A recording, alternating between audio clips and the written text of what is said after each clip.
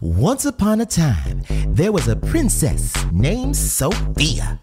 Sophia became a beautiful queen. Yes, she did, child. The people were enchanted by her voice. Sophia wanted to share her voice with others, so she traveled to another kingdom called Atlanta. Sophia's voice is now heard 5 days a week on We Are You Radio, child. Monday through Friday, 2 until 6 p.m. Eastern. And they all lived happily ever after.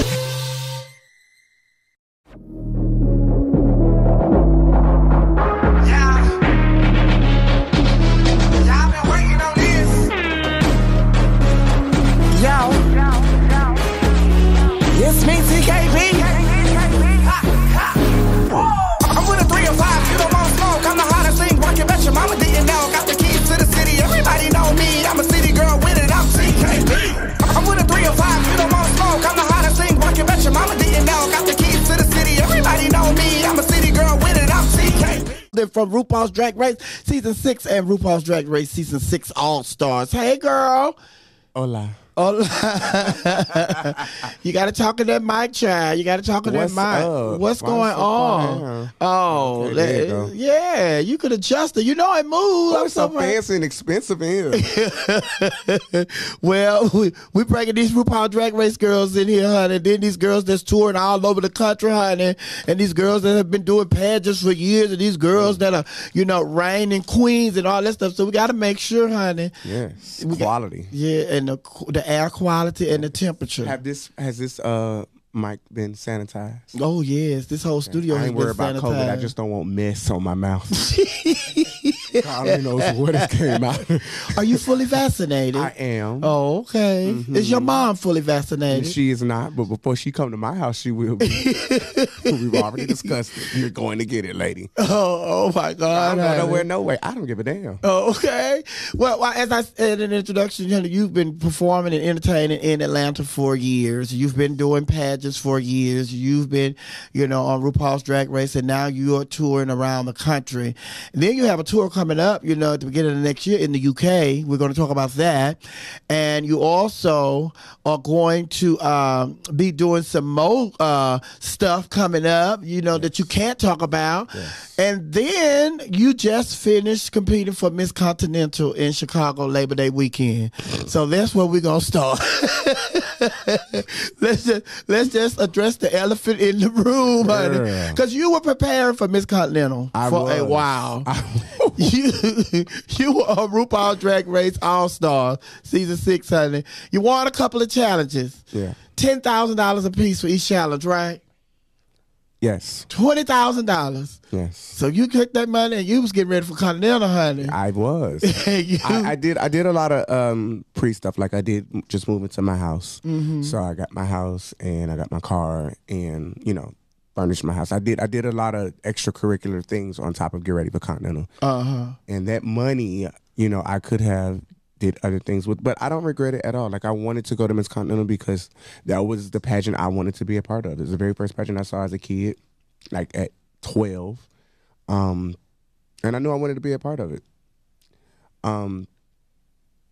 Everything that I did everything that I wanted to do. Mm-hmm. And that's why I'm kind of like proud of this year. Right. In a sense, I don't feel defeated at all because I finally did a pageant where I spent my own money. I didn't have to look for sponsors. I didn't have to run behind nobody. If the designer asked for something, I got it. If the stones cost this much, I got it. Like there was never, hold on, my earphones. Oh. Yeah, it was no situation to where I didn't need to like worry about anything. Dances, band, flights, food, it didn't matter. Hotel, everything was like taken care of, and then there was still no financial worry behind it, and that was the best part of competing. But a lot of the conversation that people are having is the swimsuit choice. Yeah, it was like your Adidas swimsuit choice. So what was the story behind the swimsuit, choice? They said put on a swimsuit, and I did. And that's what you wanted to put on. Yeah, that Adidas. I liked it. I liked it. It was my look. I put it together, and when you compete in the Miss Continental, you have to understand what you're going up against. Those are women. You can't tell me no difference. You're gonna have to pull something out and show me something different. A lot of them I think be like cisgender women. They look like women. Mm-hmm. So if I'm going to compete, I need to do something that makes me feel comfortable and kind of goes with how I look. I have athletic arms. You know, I'm not the softest person in the pageant. I might be pretty, but I ain't the softest person in the pageant. Mm-hmm. So I thought, well, if I put on something that was athletic themed, you know, it would make me not look so much like the boy compared to the girl that came out. See, that's what I'm wanting. You know, yeah. So your choice was because it was Adidas and it was athletic wear and it's a swimsuit, and then because you say that your body features is more of that of an athlete and not that of a cisgender woman. Yes. So that's why you made that choice. That was my choice. I was doing Ivy Park. I was getting a custom swimsuit done, which is, you know, Beyonce. Mm-hmm. So I would have had to do get it custom made. But the guy who I wanted to do it was backed up, couldn't get it done, so I just bought an Adidas swimsuit and put that on. And I think a lot of people that are your fans and a lot of people that were disappointed in your selection of swimsuit is because they're comparing you to what, you know, you wore before, and it's just like, you know. But even before they didn't like it. But swimsuit with stones and heels and, you know, all that. That makes absolutely no sense to me. If I'm going to compete, I'm going to compete if I was judging myself, watching myself from everybody else, I would have given myself a high score because nobody else did what I did. And I still followed the guidelines. I had on a swimsuit. It was cut correctly. My stockings were the right color. You did not see my pad lines, anything. What I kept hearing or keep hearing from the community is that I was too black at Continental. And this is coming from the black community. And I can't fathom that. But it's just like, if we talk about this all the time, it's just like, you know, not changing the subject, but changing the subject. It's the same thing with Lil Nas X. Yeah. We have somebody in the community that's representing the community in a positive way, and then we always wants to be the one to tear them down. It's just like, why can you praise this child for the doors that he is opening in this community? Because in our community, there's a lot of homophobic gay people that I've learned. There's a lot of homophobic gay people. They don't even like themselves. They're not content and happy with themselves. So to see somebody thriving and being authentic, which is why straight boys hate gay people, or quote-unquote trade or straight boys hate gay people so much, is because they too would like to be this way, but they know they come from an environment where they can't.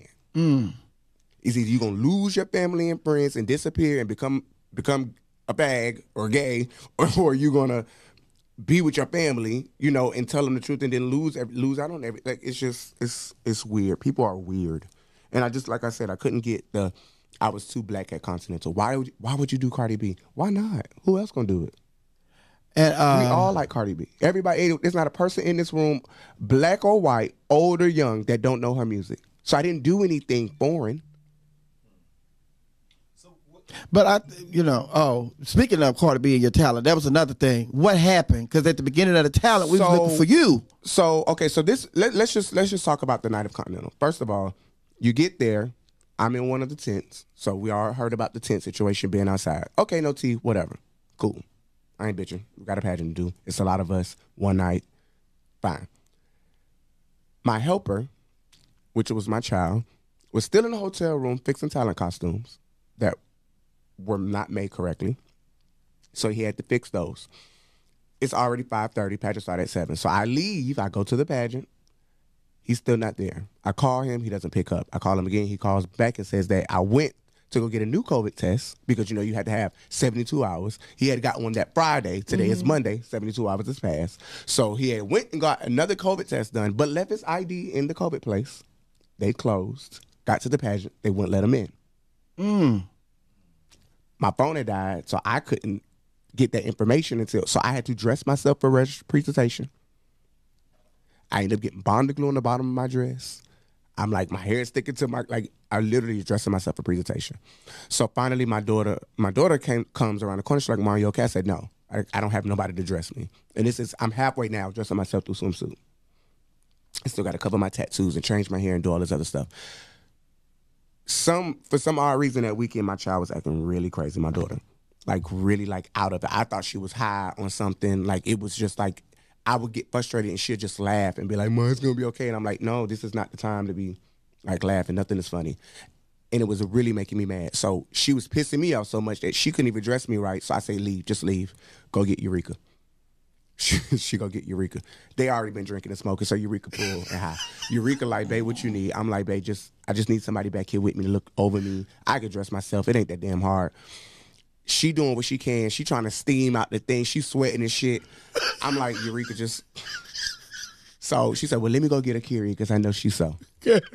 I'm on my fourth help at this point. Oh, my God. And I know you. So I know your attitude is not as calm as it is right now. So I know if they were on 10, you were on 10,000. Man, look, we get through swimsuit. At this point, they come back here. Now, let's backtrack. I did not get the shell to my gown until the week before the pageant. I'm not even going to get into the whole designer situation and all this other stuff. It's just lesson learned.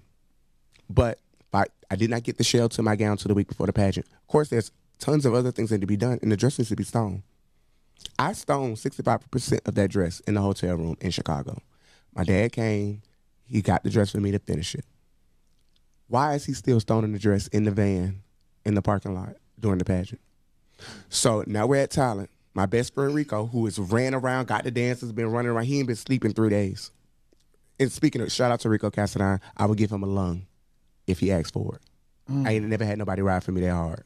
Like, yeah. But anyway, he said he comes with a bag, a small bag, rolling bag. And I know that the backup gown is in this rolling bag. Now, I bought this gown off this girl because she was selling it. Pretty beautiful gown. Beautiful dress. But I had no intentions of wearing it at Continental because I had paid for my own shit, my own stuff. I didn't want to wear nobody else's stuff. He comes around the corner with the dress. I see him. He looked at me, I look at him, he said, before you freak out, there's a chance that you might have to put on the backup dress. Why, Rico? Because he is still in the van stoning the We're going to take a break because this is a story and you have to continue this story. But I just want to say this. Everything that you experience, and I know it's easy to say it, but it's harder to hear it. Everything happens for a reason. Everything happens for a reason. And this experience, it reminds me of Tommy Ross. And Tommy Ross had an experience similar to that. And from that point on, Tommy Ross never competed in a pageant. If she didn't have her stuff 2 or 3 weeks before the pageant, she wasn't doing the pageant. That's the lesson that she learned. If I don't have my gown, my accessories, my shoes, my everything, if everything is not complete before 2 or 3 weeks before the pageant, I'm not doing it. Yeah. And if anything, she said, if anything, I am not leaving going to a pageant and I don't have everything that I need to compete with me. There's going to be no, because I paid you for these services. There's not going to be I'm going to airmail your dress. I'm going to overnight your dress. I'm going to overnight your gloves. She said, no, everything that I want is going to be with me. So that's a lesson that I think, you've learned, and let that be. Because in other words, you went to Continental and in your mind you were ready, but because of the preparation and the lack of things that you needed for the pageant, you were not ready.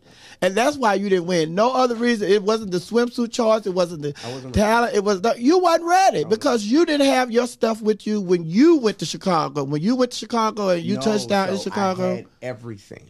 That was the problem. I had everything plus some. I had a backup swimsuit. But stoning, no stoning should have been going on. It shouldn't have. You shouldn't have even been stoning in the hotel. No, everything, right. All you had to do was work out, what are we doing, what I have to do, and what, because you've been to Continental before.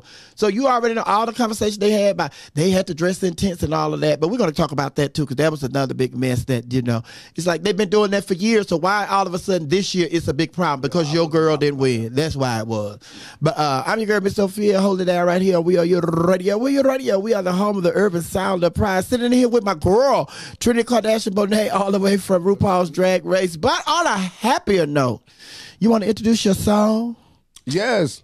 You and Rico Casadine. Yes, God. The one that you would give along to. Yes, man. That's my best friend, period. Back to Club Chit Chat Oh, we are you radio. We are you radio. We are the home of the urban sound of pride, baby. Maybe I have stirred a curd of worms in here because, you know, I'm live on my YouTube, honey, and we were talking about something totally different, honey, about assistance, honey. But we're going to table this assistance conversation, and we're going to go and let Trinity pick up with her story, because we're going to go back to this assistance conversation, and everybody, a lot of people kind of will be hot with me because, baby, listen, it is what it is, and I'll explain it later. But go on, you was telling your story about Continental. Okay. So, where were we? Yeah, so she comes, my best friend comes and says, well, your gown may not be finished. You might have to put on the backup. Mm-hmm. Now, mind you, I only purchased the backup dress to wear it on the show. Now, it's evening gown worthy. The young lady I got it from, she has one in this dress, but it wasn't ready for me to put it on. It was too long. It needed to be cut, hemmed. Like, there was things that needed to be done to it. So I look at him, and he's like, you're so calm. And I was like, well, I don't really know what I can do at this point. I mean, I want to put my dress on, so y'all need to go finish it. It's like, what? Your dad in there doing the best he can. He doing the best he can. Okay. So something else happened. I don't know what it was. Something happened. And I just broke down, and I just started crying like my mom, bitch, was like killed or something. I was just crying. So the dancers, my best friend, like they are all standing over me, praying over me. Like, God, just take like just praying over me, because at this point I want to go home because I feel embarrassed. Like, I feel embarrassed. I feel like nothing is going right. I spent way too much money. Like, I do not have to be here, bitch. I'm like, I want to go. I kept saying, I want to go. No. Get a little closer to that mic. Rico was like, oh, I want to go. I was like, no, we ain't spent no money. This is my money, and I'm ready to go. I got some pretty show clothes. Let's go. I'm ready to go home. Because they didn't want to be bothered no more. This is before Tyler even started. So they calmed me down. Akira back there with me. Her eyes crossed. She high. Everybody just messed up. They ain't come here to do no dressing. Nobody. They came to watch the pageant support. Mm-hmm. Maybe like 6 or 7 minutes later. So the concept of my talent was the Met Gala. It was Cardi B, the Met Gala. That's why I had it was an announcer in the beginning. I had paparazzi. I had the feather fans. The boards were supposed to open, and I'm in the red that I wore at the premiere Cardi B look. Mm-hmm. You know, I take my picture with the paparazzi, and then it goes into the first song, and it's a whole production, a whole situation. I'm not there behind the boards. You missed your entrance cue. Yeah, because no one came and got me. I was standing, in the tents getting ready. Yeah. I'm standing there, and Akira said, "Girl, they playing your music. All I got on is the headpiece, in the costume that I walked out in, which was supposed to be under the big costume." Mm-hmm. I said, "Girl, no, they're not." Say, "Bitch, yes, they're playing your music." I run over there. We were running with the Cardi B costume, the big one. It's huge. Right, that red. The back of it is as long as this room. Literally, I'm not exaggerating. It's huge. The music is playing. No one has came and got me. So I snatch the headpiece off. I walk out there. I do it. At this point, I'm over it. I didn't do a talent. I did a show. That was show energy. Everybody was saying, because everybody knew that, because the music is playing and they're singing, and it's just like they brought this prop out here, and then, they said, like, what's the purpose of this prop? They didn't even use it. Rico and they opened Why would y'all open the prop and y'all standing behind there and I'm not back there with you? They thought maybe you were gonna come from the side and come behind there and come in. But this is, you know, hold on here. So we do that. We do the talent. I walk off. I'm furious. Where's the backstage hand? Why nobody came and got me? Nobody thought that it was weird that contestant number 12 was not standing on the side of the stage manager. Oh, so the bald-headed guy who was a stage manager. Oh, I'm just a stage manager. I don't know. But you didn't think it was weird that I was not here. But talking to Mike. Oh, I'm sorry. You can look at George, but talking to Mike. Yeah, like you didn't think it was weird that like I wasn't here. But I'm going to be the devil's advocate at this time. Wait, I'm finna finish telling you. Go ahead. So he was like, well, where's the backstage hand, the guy for outside? I was like, I don't know. Let's go find him. I finally found him. Like, why nobody came and got me and told me that it was my turn for talent? He said, I asked you what number you were. I said, yeah, 12. He said, yeah, I asked you that at 8. I said, okay. So you didn't think to come get me and bring me to the side? Oh, that's not my job. That's your helper's job. Correct. Is he correct? I don't have a helper. Oh, so this is the fifth person has came back here to help me. At this point, administrative points have been taken from me, I'm sure, because somebody who was paying attention that I got all this traffic back and forth coming back here, you know, like, I'm sure somebody has said something to them. I mean, I'm a competitor. So I don't have a helper. So no, nobody came and told me nothing. So my whole talent is ruined because it told a story, and the story didn't even start off right. So now that I've been told that it's basically my fault that I missed my talent outside in the back of the building in a tent where you can't hear or see anything, there's not even a lineup out there. Hold on. So it's my fault. It is. No, it's not. It is. No. Sophia was outside. Listen, hold on. Now, I want you to hear. Listen, I want you to hear this. How many more people I had? Listen. You did not have a helper. Okay. Correct. Your helper is the person that's helping you and letting you know, Trinity, number 11 is on, or number 10 is on. We need to make our way towards the stage, because you don't go towards the stage, you know, when it's time for you to do talent. Be chastising me right now about this, Sophia, and I just told you at the beginning of this story that I did not have a helper. But listen, but hold on. And you the stage knew it too. No, that's not their fault. It's their job. That's not their fault. It's the stage manager's job. No, George, no. But Sophia, if you don't see contestant number 12 standing on the side, what that mean? Yeah, but hold on. Somebody go get her. But listen. But you can't put the total. You have to take ownership of your part in which you play. And I have. Because I have. It was my fault. I should have pulled a better number to be inside the building. I could hear somebody tell me that it was my time. Listen, it's not that. You need to hear this, because this is that, you know, this is like the situation that you have to have people around you to tell you the truth. And the truth of the matter is, you go to the pageant like every other contestant with your assistant.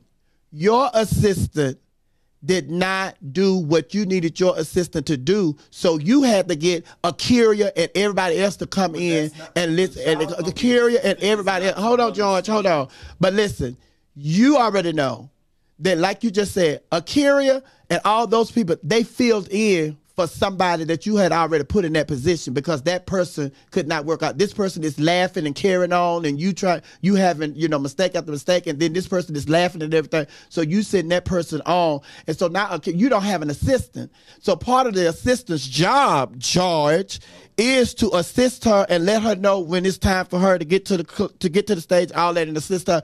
But you know, we're going to talk about this off the air, because you know, it's just like it's cut and dry. But the bottom line is, yes, they could have been more sympathetic towards your situation, knowing the situation that you were in, that you did not have an assistant. Yes, they knew that you didn't have an assistant and you was going through all these hiccups and everything, so they should have been more attentive to, you know, your situation and everything. But at the end of the day, you are not the only contestant that they have to assist. They have how many girls?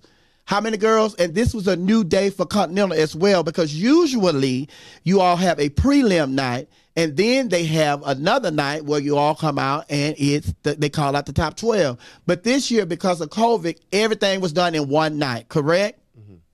But the thing about it is, yeah, it's just like But I haven't blamed anybody for anything. I was just telling you about the experience. I take accountability for everything. It is what it was. It's drag. I love doing drag. Yeah. So no matter what the outcome was, I did what I was there. I was in the building. It was just the things that happened. I'm not necessarily blaming them that I wasn't there on the side of the stage. I mean, okay, you say I was supposed to have a helper. I don't have a helper, so that's my L. Sorry. There's nothing I could do about it. I let him know in the beginning, hey, my helper couldn't get in, so I may have people coming in back and forth to help me out. But if you could just please bear with me. I said this from the beginning. So when he made the comment, well, it's not my fault, it's your helper's fault, when you knew, I didn't have a helper. That made me know where I was at and what situation I was in. Because, I mean, I don't know. You could have came and got me, you know? But you didn't. And it's over with now at this point. So now, I've tapped out. Now we got to go into gown. And my gown is still not even stoned. It's halfway stoned. So I have on a gown that's not even fully rhinestone.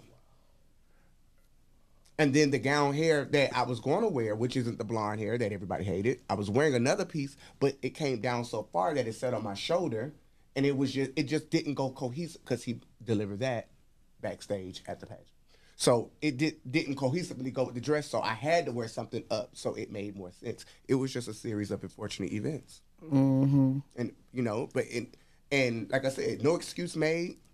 My only thing about it is that the people who don't know what happened with me, who expected me to be a certain type of way, who's reading me and saying, right. I get it. Talk of that mind. Yeah, and it's no point in me trying to defend the situation where it's undefendable. It was a horrible night. It was a horrible night. But it was a growing experience. It was a growing experience. You learned a lot. Yeah. And you're going to take what you learned and you're going to apply it to not just pageants, but to your life period. Yeah, definitely. To your life period. Because, I don't leave it right there. We'll talk off the air. But I'm your girl, Miss Sophia. I just learn from it and apply it to my future. Just don't do these mistakes anymore. You got to really think ahead. And I'm a big procrastinator, and I have to get out of that. So that's another one of my own downfalls. I'm your girl, Miss Sophia, holding down right here on We Are Your Radio. We Are Your Radio. We are the home of the urban sound of pride. And we're not talking about that pageant no more. We're talking about RuPaul Drag Race. We're going to happier times. We're talking about shows. The pageant I lost the week before Continental. That was another thing. We're going to lose on national TV and then turn right around and lose again, girl. Yeah, that's right. I'm in here with my girl, Trinity Kardashian Bonet, and that is another issue. When I call her Trinity Kardashian Bonet and not Trinity K Bonet, honey, girl, she don't want them folk coming at the party. And we talked about that yesterday when I said she was going to be on the show. Jones, I'm like, no, they own their name. They don't own their name. Black China don't have, because she didn't get married. She was married to Rob Kardashian. She's going to assume her husband's last name. Black China Kardashian. That ain't her real name, though. That's her stage name. But they was not letting that woman take that last name. Baby, if she'd have got married to him, they wouldn't have had a choice. I know, but that's why they stopped that. Mm-hmm. But we've been in here, baby. I'm telling you, my YouTube is on fire because the conversation during the breaks, honey. But listen, we were supposed to talk about something. And I said, we're going to talk about, that was the assistant. When I was talking about the assistant, that had sparked the whole conversation, honey. But we want to talk about RuPaul's Drag Race. You were on season 6 of RuPaul's Drag Race, and then you have been wanting to go to RuPaul's Drag Race All-Stars forever and a day. And you finally got the call. Now, first of all, what was it that made you hungry to go to All-Stars? Talking to Mike. Bitch, money. So how is the money? How much money you get? Fabulous. If you stay, when y'all all start out, it's like 13, 14 girls. How many girls is it at the beginning of the show? Well, our season we had 13. For All Stars. For All Stars. Okay. How much y'all get paid per episode? $2,000. And then the more each episode you're on, you automatically get $2,000. So then the only other person that get more money is when you win the challenges, you get that money, and then the winner get the $100,000. Yeah. But no matter how many episodes you stay on, each girl is going to get $2,000 every week. No. As long as you're on the show, is what you'll get. So if you only did one episode, you get $2,000. That's what I'm saying. Oh yeah. So if you survive next week, I already know going in, I'm getting $2,000. And then the money that you all get from the show, like the $2,000 a week, you only get that when the show airs, right? No, that just goes in your bank account while you're there. Oh, okay. Yeah, so you direct deposit. Okay. That way. And then what you don't get your challenge win money until the show airs. Okay. Yeah. So like you won the challenge, then it's just like they gotta wait till that show air. Right. And then once that show aired, then that money hit your account immediately. What? Yes, and that's why I was right on time for Continental. I was like, baby, oh, come on. We can get what we want. Girl, boy, come on, Vans, flights, what I need. Let's ride. We good. Like, that money came right on time. Oh, because you was there how long? The whole season. I just didn't do the finale, which was, I missed one episode. You missed one episode. And how many shows y'all have? 13. So that's 13. That's 26,000 plus the other 10,000 for the challenge. That's 36,000 plus the other 10,000 for the other challenge you won. That's 46,000. Try, why we sitting here? We at your job. But you and so you said when you went to All Star, because you had been hungry, you had been hungry. There was a hunger in you to go to All Star, and so when you finally got the call to go to All Stars, you felt like when you walked in the door. I'm sure that's how you felt when you got the call about going to All Stars, because you walked in the door and you said, "You know they done fucked up, right?" Yeah. Well, it was for me. It was. I wanted to go back because I had been there before. It's like, you know how you experience something. It was like, oh, okay, well, the first time I did it, it was foreign. I had never been on TV. I didn't know. But now I had been there, so I knew what I was going to have to deal with, which made competing a little easier. And this time around, you're competing with people that you know. So I'm not going into a completely foreign situation. I don't not know nobody. And that made it a lot easier and funner. And I knew that I could execute the things that I did the first time. But when I was saying stuff like, "Oh, I've never done this before," that was true facts. People took that as, "Oh, she's making excuses." But it wasn't an excuse. I had never did TV before. I never did a stage play. I never recorded in the studio. Like, these were all brand new things. And y'all criticizing and chastising me about stuff. And my only response is, "Well, I'm sorry. This is all new to me, but I applied the best that I could at the time that was given." It's not like you get 30 takes. You get 3, maybe 2 or 3 tries at something and hope for the best. And if you're dealing with people who have more experience already, they're going to do better than you.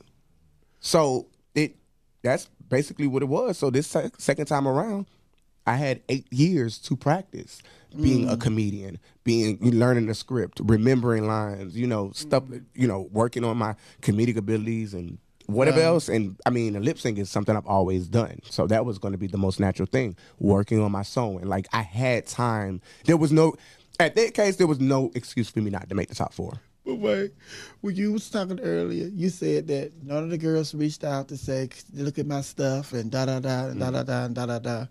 So now I want to put the shoe on the other foot. Yeah. You went to RuPaul's Drag Race All Stars, and you was going to be a comedian for one of the challenges. You didn't call me. I didn't call you because I'm funny. What I'm calling you for? Okay. So let's be clear. The routine was well written. And the second take of it was absolutely perfect. They only showed the first take is the one that counted, and that's when I stumbled. Because I was going to ask. It wasn't not good. So. I never stumbled. During my routine. Well, guess what? And I never stumbled doing the show. And that's what I'm a pro at, and you're a pro at being a comedian. I'm learning my comedic side. Say that again. Say that again. I'm a pro at being what? A comedian. So you never called me. And they didn't look. And my little, and there was a girl. And they were gagging that I was doing comedy anyway for the talent show. The producers was like, "That's what you want to do?" Yes. Because if I did it right, then I would have been the person to break that comedic role that, you can't do that for the talent show. You can. Now that was fun. This was the funny part. When you said, "I'm going to be the first girl that do comedy that don't get sent home." And bitch, they said, the bottom 2, Trinity K. Bitch, look like she's not finna make the history she thought she was gonna make, honey. Because they got heard about it. She said, "Oh, look, yeah," but it was so funny because you was up there and you said, and just a second, they say, what would you think, girl? Because now you said y'all did like several takes. Right. But they let you know that the first take is the one that we're going to use. They let you know that up front. Yeah. So, bitch, when I fucked up the first one, I was like, well, what's the point of me? Because it's not going to matter, but I did it anyway because they use it to like put stuff here and there. So why not just insert the good stuff? Because they at you. Somebody got to be in the bottom. And I was fine with that. And look, they could have sent me on that first episode and I would have been happy. No, I was you there. wouldn't. I showed up. You would not have. I wouldn't have. No, you would not. Yes, you would have. No, I would have not. You would have. Why you always want to think? I know you. I know. I would you, have bitch. not felt. I work with you at Divas and Dukes. Bitch, I work with you at Divas and Dukes. And baby, Them listen. people could have sent me home first, and I would have felt nothing. Honey, we're going to talk about it when that camera over there off too. Them people could have sent me home first, and I would have felt nothing. You'd have felt that you just went home. You know, listen. Let me say this. Hold on. Let me say this. If they sent you home the first episode, the money that you had for Labor Day to get ready for what, you know what? Bitch. So now do you, looking back on the situation, knowing that your bank account was fat like it was? They wouldn't have saw me in Chicago. Life would have been, it would have been a different situation in life. I would have had to alter my goals. Oh. So everything happens for a reason. Yes, it does. I was supposed to make the top, though. You were supposed to make the top? Yeah, but girl. All Stars. Now, All Stars. Now, when you were there, you were like the last episode. You didn't make the final show. So you was in the top 4? I was top 4, 5. and then it went back to 5, and then I got something. Well, that's what I want to ask too. What do y'all feel about them bringing these folks back? Once you get rid of somebody, I hated it. That's why, like those last 2 episodes, like my face was just like I was over it because I knew that we were playing a fair game and we were going off of the bottoms and whatever the case may be. I had 2 bottoms that I put myself in, which was the first one, the comedy, and then the snatch game, and then. That top 5, if you don't win the challenge for the top 5, everybody in the bottom. So, because we were being fair, since we're all in the bottoms, we added that bottom on. So now I'm on my 3rd bottom. And then the girl came back. I didn't win that challenge.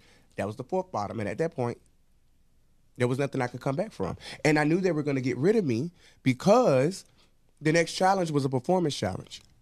And they know you could perform. I won the last performance challenge and choreographed it. But, you know, I'm going to say this. Like either way, I was out the door. I'm going to say this, and we're going to go to break. I'm going to say this, and then we're going to go to break. But my thing is, I was shocked that Simone won because it was set up for Ginger to win. For Kylie. For who? You shot that Kylie won. The big girl. What? Eureka? You talking about before? For the challenge. Yeah. Oh. Yeah, but Ginger wasn't. It wasn't. No. Who was it? The big girl, Eureka or Ginger? Eureka was the one. Who won? The girl who won the challenge when it had built up to $30,000. That was Ginger. And then they brought right. That's who they wanted. Yeah. Definitely. But Miss Thang ended up winning. Mm-hmm. So I was like, child. But I already said it was going to be Kylie or it was going to be one of the big girls. Because they brought Miss Thang back. Yeah. Miss Thang back to lip sync against her. And then it was just like, okay, come on. And they didn't even show her that, like when they edit that out, all they showed. Did you notice how I got all the stunt queens and flippers and then these they were at you. They were at you. They have been at you for a minute, honey. I don't know what I do to these people. They at you at the shows. I just show up and just do they at you at the pageants. I don't bother nobody. They at you at Rupaul. And I'm sure if you leave out here and you go to Kroger, they're going to be at you. But girl, George had a question. What? We're going to go to, he said, go to break, because he been at me about these breaks too, girl. He at me about these breaks. But I'm your girl, Miss Sophia, holding it down right here. We are your radio. We are your radio. We are the home of the urban sound of pride. Radio, we are your radio. We are the home of the urban sound of pride, baby. Let me just tell y'all something. I'm in here, girl. I don't know if I'm a DJ today or if I'm a mother, if I'm a friend, because I'm in here and I'm just giving her all these nuggets, honey. I'm just getting, and I've always, and she can tell you, I've always pull Trinity to the side. And, you know, Trinity, not only Trinity, but my kids and some more entertainers, I pull them to the side. George, your mic is on, by the way. And, you know, it's just like stuff that I've learned and I've tried to keep them from falling down, from experiencing the same things that I've experienced, honey. But sometimes you get to the point where people are not going to get it unless they make that mistake and they have to go down. It's kind of like a mother. A mother don't want to see their children, you know, in harm's way. And if I've learned something in my life that, you know, I can keep my child from, you know, suffering hurt that I did, then I'm going to do that. And it's the same thing. But George, you said you had a question that you wanted to ask Trinity before we went to the last break. Yeah, pull up on the mic, baby. Yeah, pull up. I'm gonna pull up. I just don't want to be on camera, so I was trying not to be on camera. But anyway, the question that I had was, when you watching the shows, and my favorite part of RuPaul's Drag, one of my favorite parts of RuPaul's Drag Race is the Snatch Game.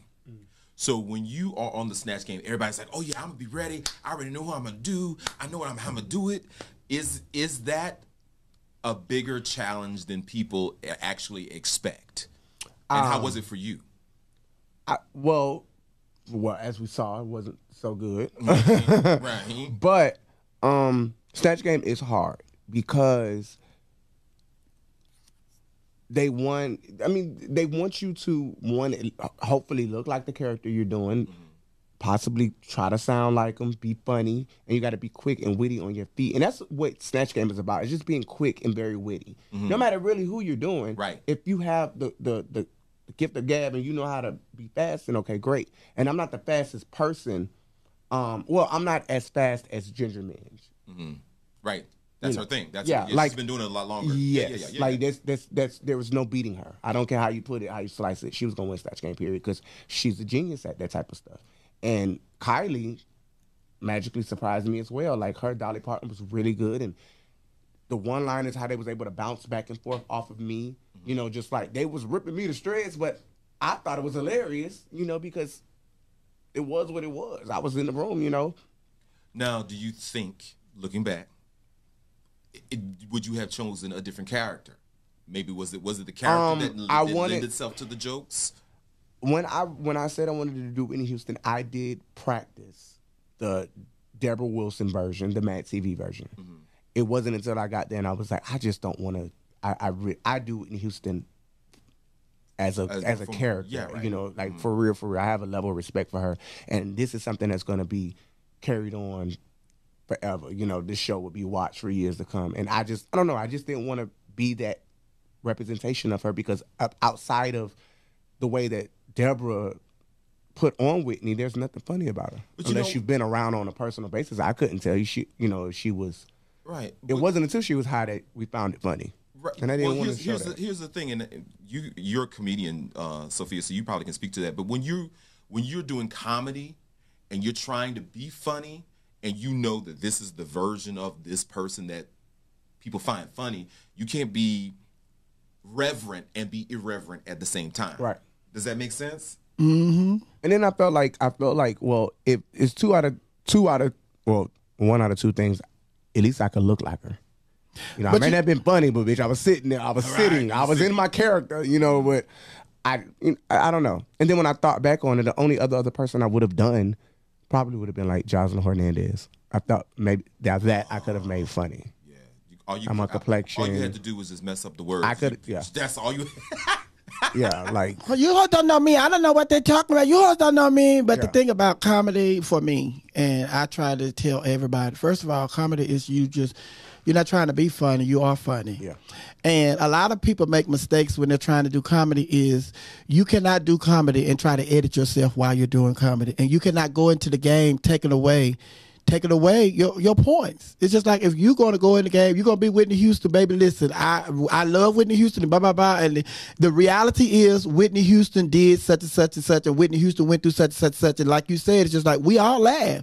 When we found out certain things, we all laugh. But it's not that we are laughing at the situation of Whitney Houston and her tragic end. It's just that, you know, when Whitney Houston was Bobby, being Bobby Brown, what Whitney was she was funny.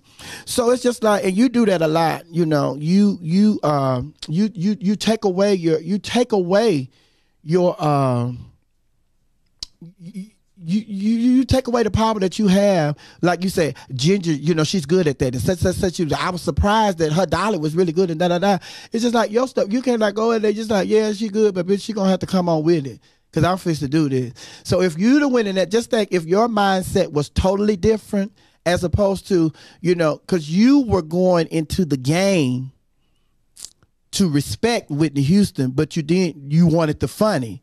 But you cannot you see what I'm saying? Yeah, you cannot be funny if you try. Well, now I ain't gonna say that because that's gonna kind of be like disrespectful to her. It's like Whitney Houston. Before you go in here and do this challenge, Lord, Whitney Houston, I don't mean no harm, but I'm finna go in here and I'm finna do some things that a lot of your fans probably get upset with. But as long as you know I'm not coming from a mean place, let's go. Yeah. And I do that on a regular, even on the Monday night show. The Monday night show, when I go into the shows or wherever I'm hosting a birthday party, anything like that, I know that deep down inside, I'm not coming from a mean place. And if somebody so happened to take it mean, you don't see me up there going through like, oh my God. And then, I mean, the stuff you say, you got to stick to it. You better. You gotta stand strong to it, and the crazy part about it is what I had on, like the "It's Not Right, It's Okay." That wasn't the original look. Like I had that with me, but I literally had a big fur jacket, a black pantsuit. Like I had the wig. I have spray wood on my face. I was gonna be fun. Like, yeah. I was gonna push it, and then I don't know. I just kind of chickened out. That was the only thing that I chickened out on the whole season. Everything else was like y'all can see me. And when you're in a competition, when you're in a contest and you do stuff like that, you chicken out and you second guess yourself and you don't want to try to go for it. You give your competition a lead on you. Yeah. So you playing catch up. No, we all starting off on the same. Let me tell you what's so funny. When we did the snatch game, they put us in groups. Obviously, it was 3 and 3. And like Ginger was like, although you may have not been the funniest, just what you gave was enough for us to play off of, which made the whole bit funny because it just I don't know, some way somehow it made sense. And Ginger gave me $1,000 when she from the snatch game. Oh wow! Because she said she was like, I felt like just your part in that made it possible for me to win to have the Whitney Houston jokes and stuff like that. Like we did a lot of it's more girlfriend than a lot of people think. That was the other question I was going to ask too. I'm sorry, but let me say this too before not to say that I should have just let them like ride me, but the thing I want you to know is this is something that I told Kennedy, and I'm gonna tell you when it comes to comedy. Whenever you're gonna do something outside of what you normally do, you have to do that just like you do your drag. When you do Whitney, when you do Anita, when you do Cardi B, you go hard. When you do comedy, you go hard. Just like you doing Cardi B and all that. And I told Kennedy the thing about Kennedy, I said, Kennedy, do not let your career become a career of dancing. Right. Because you see what happened to the girls when they get older and they couldn't dance no more. It's the same thing happened to MC Hammer. You have to be able to mesmerize people like you are when you're dancing, when you're standing up in a gown. And once you get older, you don't have to worry about, girl, people looking for me to dance and I can't dance. You weren't going to be able to dance all your life. So why build your career on that? So you have to be just as dedicated with everything that you do. Even if comedy is not your thing, if you're going to start doing comedy, people going to say, bitch, now I know she could dance. I know she could do drag. I know she could do that card and all that, but I ain't know that bitch could do comedy. It has to be just that. I like that. Like now I'm trying to push more into like acting stuff, and I have a very like bubbly personality. So I feel like the scripted part of comedy, I would definitely want to do. I don't think stand up would be my go-to. Like I wouldn't, unless maybe some, a couple years down the line, I might want to do it. If I can get there comfortably where I feel like I can, handle a room and tell jokes. Because even on bookings, I'll get on the mic and I play with the audience and stuff, and the whole room fall out laughing. And I just said in Fort Lauderdale the other night, I said, you see how all y'all laughing? And they said on TV I wasn't funny. I'm funny as hell. And the whole room, like they, you know what I'm saying? So I don't know. It's weird. You don't bring that. You didn't bring that. You didn't bring that. It felt more organic because there was no pressure behind it. There was no expectation. When I can be organic, it's different. I don't have nobody telling them judging me. It's like I can just say what I want. But listen, that's it. That's it. So if you know that's what it is. Why would you try to write a script for comedy? Why would you try to go off a script? Because I'm funny. But when you're funny, you're funny, you're just impromptu. You're just going off the cuff. No, but but I can also write something that would be just as good. Like I wrote the first time I was on Drag Race, I wrote my skit out, and they thought it was, like. But let me say, it's the execution. Well, let me say, you're right. You're right. But this too. I'm gonna tell you this. That's like if you write a script, you can write some funny shit, but you can't act it. Listen, with white people. Oh my God. Making white people laugh. God. It is not being making white people laugh and making black people laugh is two different things. So what does that mean? I need to write for a black audience? That means when you're at a show, and I'm sure you probably done heard them tell me, you see how you dress up and you get in drag and you do your show when you doing your Cardi and your Whitney and all that, and what do people tell you, black and white? What do they tell you? Oh my God, you're so beautiful. Okay. I put on my wig, my unit, and my lip polish. And what do they tell me? Oh my God, you're so beautiful. Oh, because that's not the same thing. That is a horrible equation. But no, the thing about it, no, it's different because those people just look for you. White people look for you. They just look for you to show up. I'm not gonna stop saying because they look for you to show up. No, because what you're saying, because black people expectations are extremely too high. Yeah, extremely too high. And it's different. But I don't do my drag based off of the expectations of black people. Now that I've never done. That's not what I'm saying. That's not what I'm saying. It's because you was asking why is the response different, and the reason the response is different is because they expect black audience expect more from you. White people are just glad that you showed up. But I can handle a black audience being on the mic just as much as I could a white audience. Me too. I just ain't got the opportunity. Ain't nobody giving me no mics at the back club to talk. I ain't got no hosting opportunities at no black clubs. Anytime I get that opportunity, it has been at white clubs.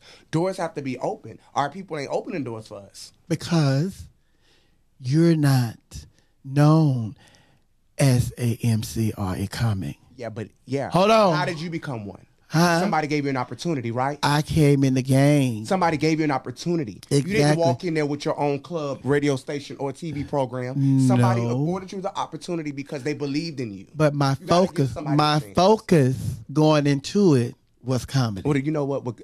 Good. I'm finna start focusing on being a comedian. I'm finna show you, bitch. Exactly. I'm finna show you. I'm finna show you. That was my focus.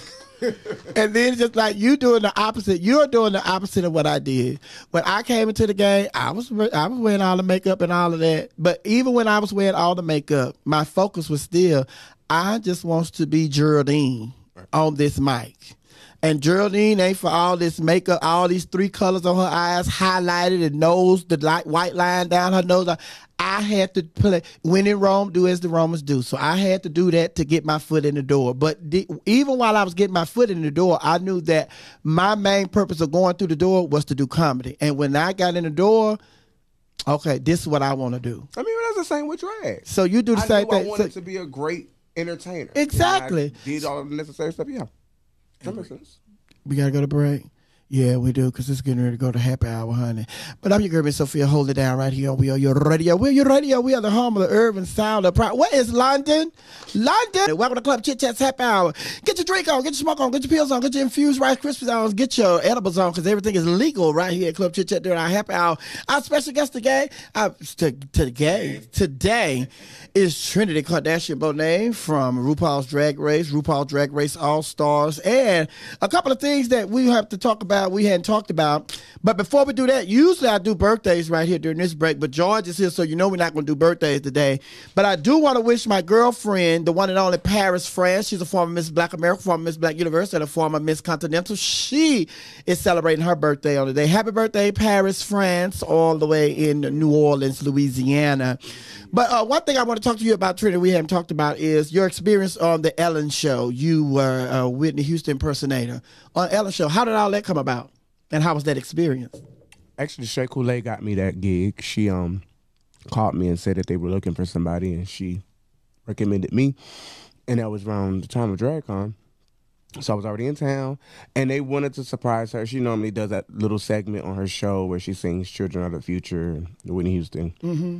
And they wanted to surprise her. It was a season finale. And yeah, so I got the job, and it was like, I was like, oh, okay. But I've always said I wanted to be on the Ella show. Like, some way, somehow, you know, like, I want to be on the Ella show. I never in a million years thought I would have been on there performing. Okay. Like, actually, like, doing the show, so.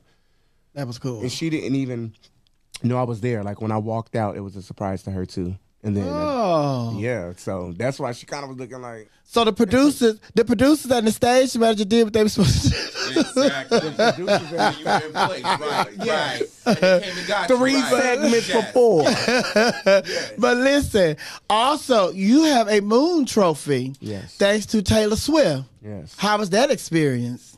Oh. Well, I remember when she got the award and she won like Video of the Year and called all of us up on the stage, and then when we walked off, she was like, "You all are getting awards," and I was like, "Bitch, what?" I said, "No, you all are getting awards." I told them if I won this award that I wanted everybody to have one as well, and I just broke down crying. And y'all were in the video. What was that song? Are you getting an Emmy? Well, the Emmys, that I asked that question on Twitter the other day. I think the Emmys are only really based off of the season 13 cast. It wasn't for the All Stars cast. I would have loved to have received one because I believe that if you win or have a citizen affiliation, you can purchase one as well. You can purchase one, but you're not going to get one. Only Rue going to get one. Yeah, I don't know if Simone and them are getting one. No, they're not getting one. But you can still you can purchase one? Yeah, I think it's like $4,500. Because I was in, we got an Emmy award. Yeah, but we didn't get one. Because you're affiliated, they put your name on it and everything, but I think it's like $4,500. But I would pay $4,500 to have an Emmy on something I was affiliated with anyway. So, but I was in this animated film called Kasha and the Zulu King, and we won 2 Emmys. We won an NAACP award. We ain't getting there. Only the writer and the producer got that award. We didn't get one. But I have some questions. You know, I was asking my laughing hyenas in my chat room. I said, what y'all want me to ask Trinity? And so let me play with it, bro. He said, I have a question about TK Elimination episode. How come the win didn't count towards the score and only the bottom placement? Did you win something that night? No. What's that? How come the win didn't count towards the scores? And only the bottom placements. Because, well, if they're asking me how come my wins didn't help me stay out of getting eliminated, I had 4 bottoms and only had 2 wins. So the cons outweighed the pros. Okay. Another question came from Claudia. She said, if you can say one thing to Bianca Del Rio, what would it be? Send me some money. Bitch, she was a fucking millionaire living out there in Palm Springs with all the people. And she got this house is beautiful.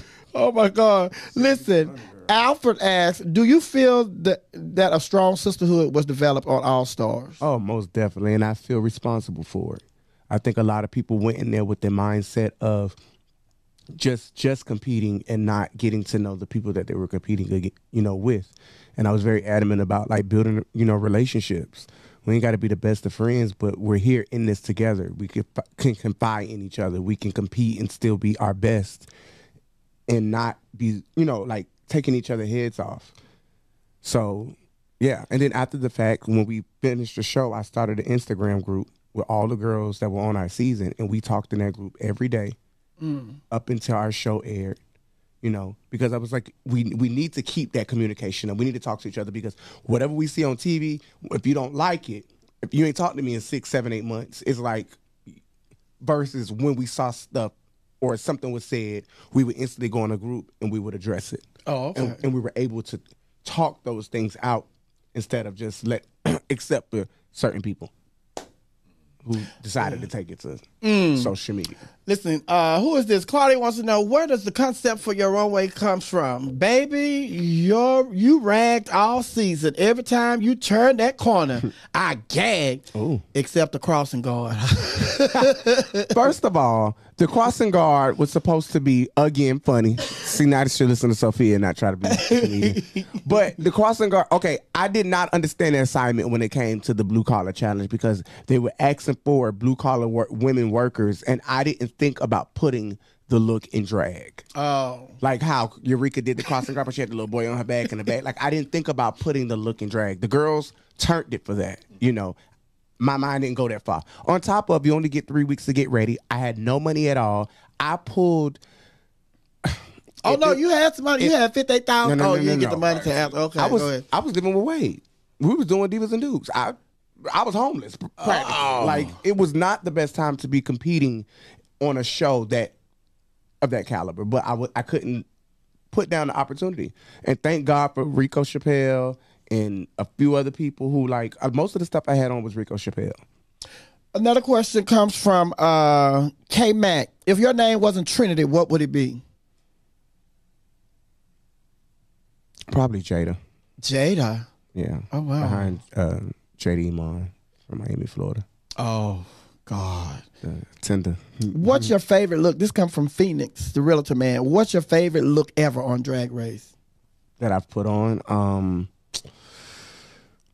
Oh, God. Maybe I think the goth. That big, like the big black tulle situation that I had on, like that was, and it didn't even read the way it should have on camera. It was so lovely.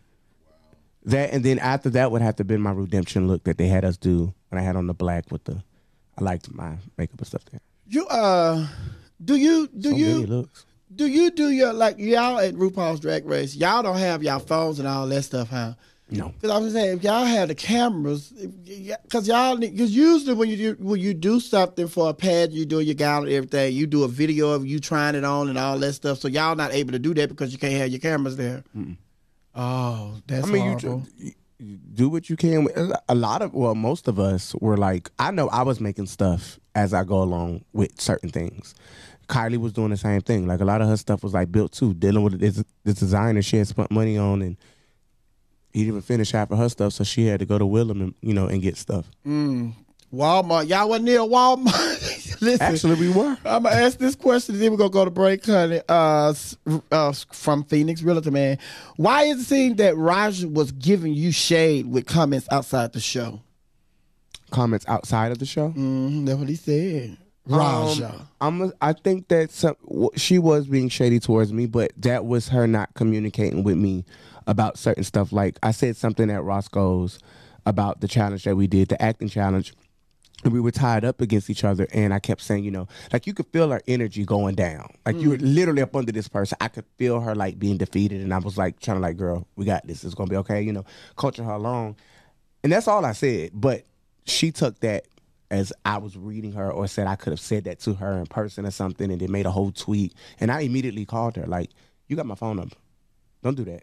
We better than that. Like, if you felt like what I said, was wrong, which it really wasn't, but if you felt like it was wrong, I think that we're good enough for you to pick up the phone and call me. That was the purpose of us building a relationship, so we didn't have to take it to social media. Because if I feel attacked online, you don't want it.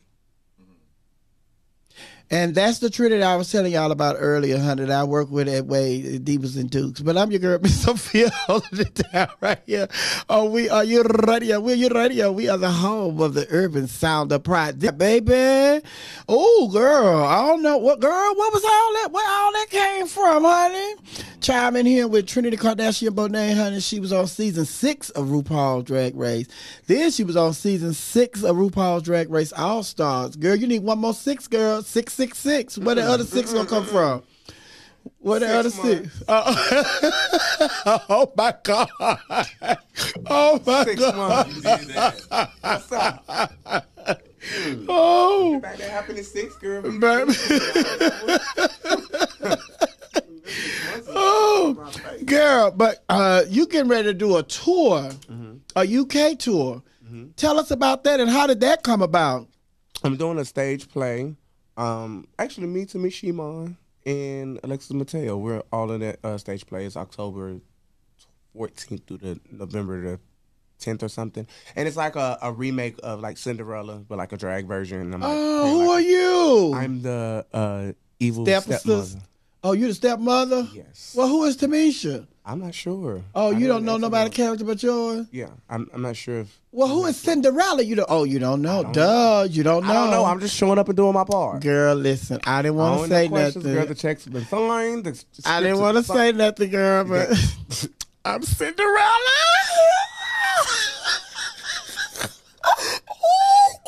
Oh my God! I was so excited when they called me. I was just, oh my God! I could not believe. I said, "Y'all want me to be Cinderella?" And it was just like, baby, I didn't know you were in it. I just got informed that it's a comedy show we're doing, so that makes perfect sense. Okay, I thought it was a regular play, but girl, this is comedy. Let me hear you say, Cinderella, Cinderella. Cinderella, Cinderella. You sound like the prince. Yes. Yeah, so we're doing that, and that should be fun. And then I was supposed to be doing a Christmas tour too, but yeah.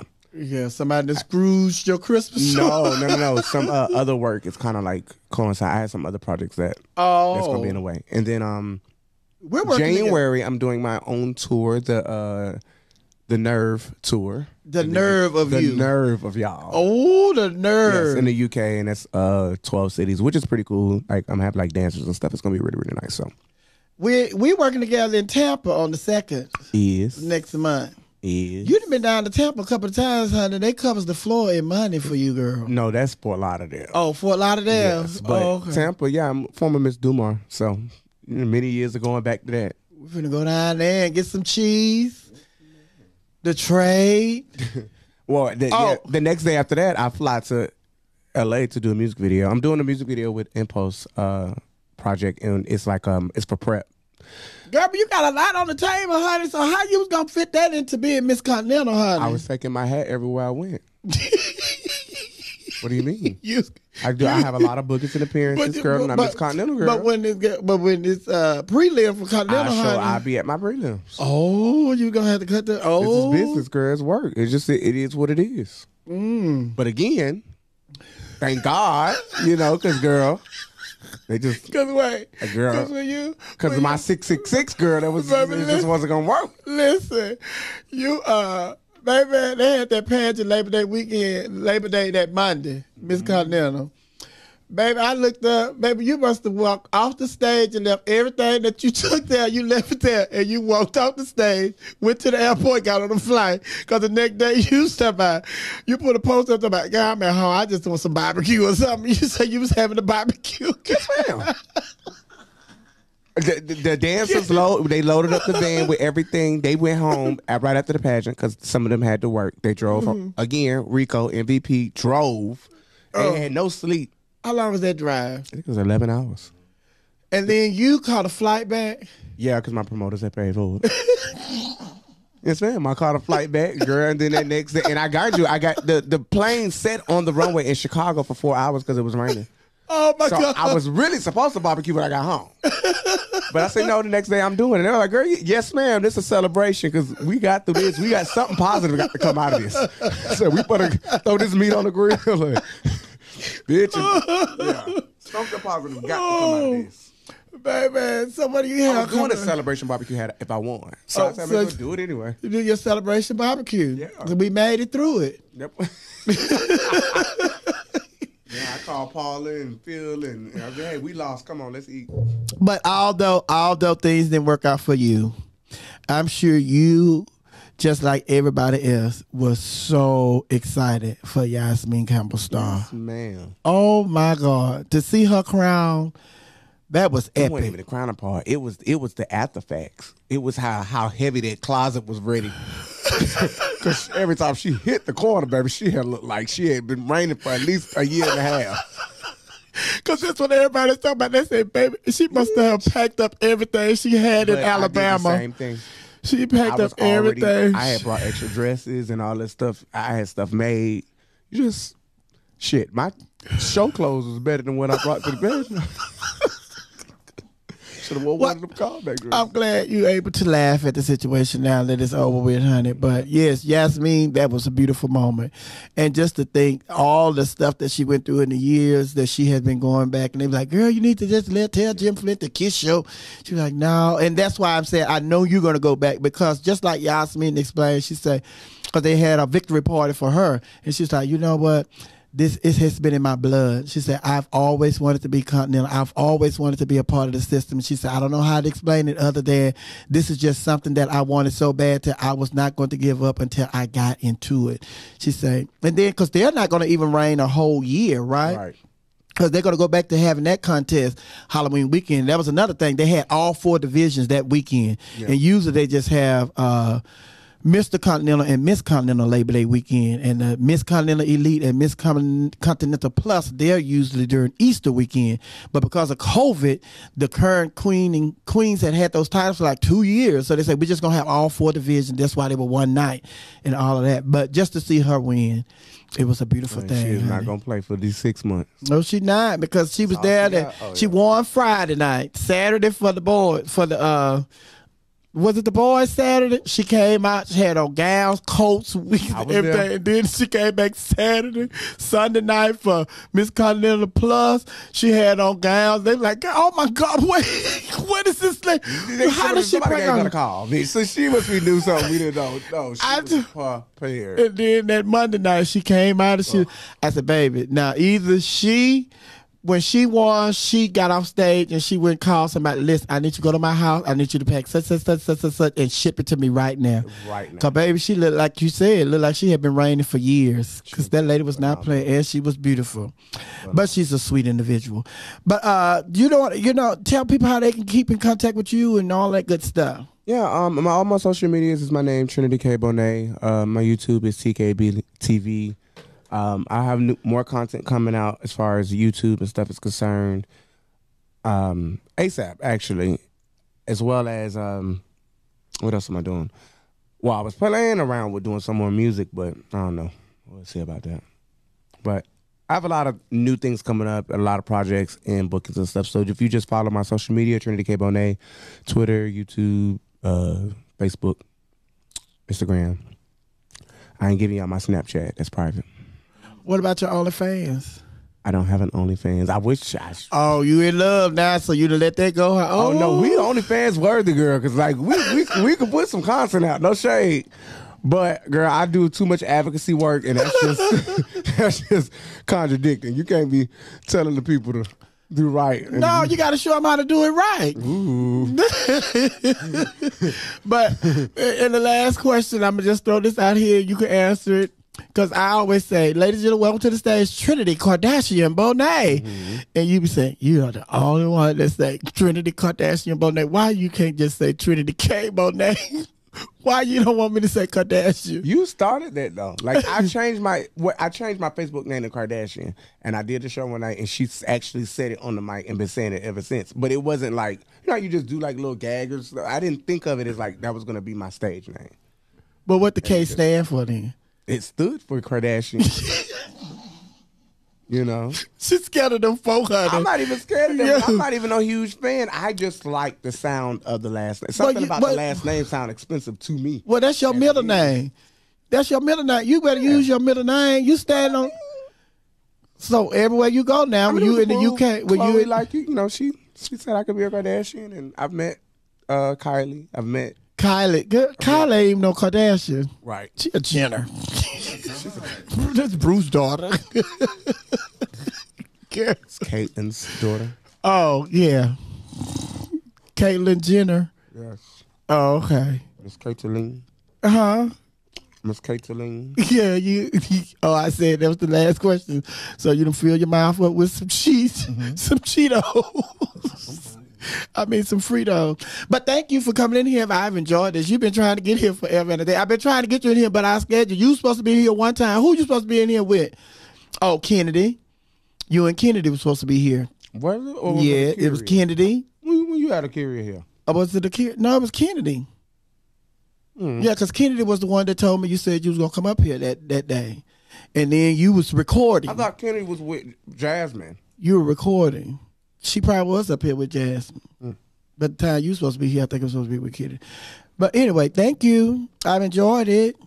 You gonna come back? Of course. When you want to come back? See you tomorrow, ladies and gentlemen. She'll be back. No, to chat with you on the weekend. I ain't doing nothing. But tomorrow, my guest is gonna be. Well, thank you, George, for coming in. George, you have any questions? You know, George be sitting in here. You have any questions? I've thoroughly enjoyed listening to you and seeing your personality in person. You know, seeing you on television, of course. You know, as a fan. Thank you. Not that dude, but you know, a fan is totally different. So seeing your spirit, hearing your, you know, your thoughts on things, it gives you a different perspective. So thank you. Thank you so much for coming here. We appreciate you. Okay, look, Phoenix, the realtor man, said Vegas bound if they have any sense. She talking about that. I guess he's talking about the Rupaul, you know, Vegas gig, honey. That would be great to see. Hopefully one day. Yeah, one day soon. Oh, and then this last question. Ronnie asked, are you running for Miss Gay US of A again? Honestly speaking, that has more of a possibility than me going back to Continental too soon. I was really kind of contemplating going back to doing USA, possibly. That would be my next big adventure. So we'll see. And only because, like, shit, my first year there, I got second runner up. So out of 33 girls, like, I could very much so. Yeah, I don't know if you just make sure you have shit. I don't know if you're USA, they get ready in the building, but I don't know if you're that was something that we said we was gonna cover, honey, but I ain't gonna talk about it, child. We out of time, child. We out of time. We don't have time because they was the whole thing about y'all dressing outside in the tent and all of that, and they said they've been doing that for years. So now why is a big issue when we've been doing this for years? It was never brought up. Yeah, like, you know, somebody probably felt some type of way about it, but it wasn't enough. And then it wasn't even a contestant that complained about it. So right, somebody that don't even do pads. And there you have it, ladies and gentlemen. I'm your girl, Miss Sophia, holding it down right here on We Are Your Radio. We're Your Radio. We're the home of the urban sound of pride. I want you to be blessed. I want you to be a blessing. But more importantly, I want you to be yourself because no one else could be you but you. They can only be a carbon copy of you, but a carbon copy is never better than the original. And you, my laughing hyenas, my Macintosh kids, my We Are Your Radio family, my Manamar, my Beehive, my bars, my divas, my Okurus, my teeners, my beautiful people, my flamettes, and my Navy. You are all originals. Yes, some of you are. I want you to know that the 3 o'clock hour was brought to you by Fall Tackler. For all of your Fall Tackler news, why don't you go to falltackler.com. I'm your girl, Miss Sophia. I'm so glad we had this time together. Thank you, Trinity. Just to sing a song or share a laugh or two. Oh, didn't we laugh? And before you ever know it, what? Comes the time for us to show it. What? Why the hell is London? Time for us to say so long. That nigga stood me up. I'm out.